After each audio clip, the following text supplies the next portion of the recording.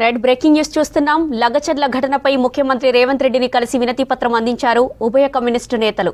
ఈ సందర్భంగా ముఖ్యమంత్రికి పలు విజ్ఞప్తులు చేశారు. ఫార్మా కంపెనీ కోసం వ్యవసాయ భూములను తీసుకోవద్దని ముఖ్యమంత్రిని కోరారు. లగచర్లలో భయానక వాతావరణం ఉందని చెప్పారు. ప్రజల పోరాటాన్ని దృష్టిలో పెట్టుకుని ఫార్మా కంపెనీని రద్దు చేసుకోవాలన్నారు కమ్యూనిస్టు నేతలు. లగచర్ల ఫార్మా పరిధిలోని 4 గ్రామాల్లో నిర్బంధాలు ఎత్తేయాలని కోరారు. ఇక రైతులపై పెట్టిన అక్రమ కేసులను ఎత్తేయాలన్నారు. మహిళలపై అసభ్యంగా ప్రవర్తించిన పోలీసులపై చట్టపరంగా చర్యలు తీసుకోవాలన్నారు వామపక్ష నేతలు. లగచర్ల ప్రాంతంలో ఈ సారవంతమైన భూముల జోలికి పోకుండా వీటిని వదిలేసి మిగతా భూములు తీసుకోవడానికి కూడా ముఖ్యమంత్రి గారు అంగీకరించారు.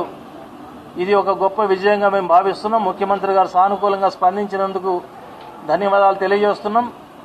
లగచర్ల ప్రాంతంలో మొన్న మేము పర్యటించినప్పుడు అక్కడ బాధిత ప్రజలు, ముఖ్యంగా గిరిజన లంబాడి స్త్రీలు పడ్డ ఆవేదన చూశాం.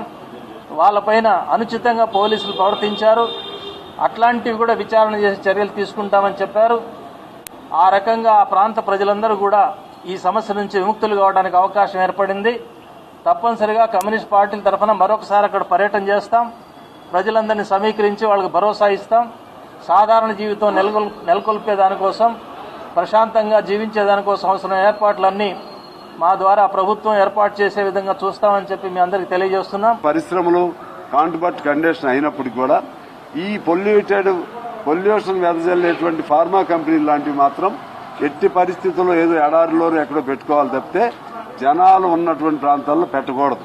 మిగిలిన పరిశ్రమలు పెట్టుకుంటే వాళ్ళని, ఆ రైతుల్ని గాని ఆ ప్రాంత వాసులను గాని పూర్తిగా సంతృప్తి పరచాలి తప్పితే గవర్నమెంట్ గా మా చేతుల్లో అధికారం ఉంది అని పద్ధతుల్లో దాన్ని సంతృప్తి పరచకుండా తక్కువ రేటుకి మన కాళేశ్వరం అవన్నీ కూడా మనం అనేకం చూస్తా ఉన్నాం.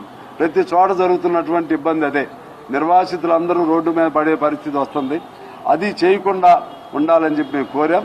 ఖచ్చితంగా ఆ విధంగా ఆలోచన చేస్తా ఉన్నారు. ఆయన కూడా సానుకూలంగా ఉన్నారు. ఇదే సానుకూలత రేపు 9వ తారీఖు నుంచి అసెంబ్లీ కూడా నడుస్తుంది. అందులో కూడా అనౌన్స్ చేసే విధంగా పునరావాస చట్టానికి సంబంధించి మరిన్ని చేర్పులు మార్పులు చేసే విధంగా కూడా పేదవాళ్ల గొంతు కూడా మేము వినిపిస్తామని తెలియజేస్తూ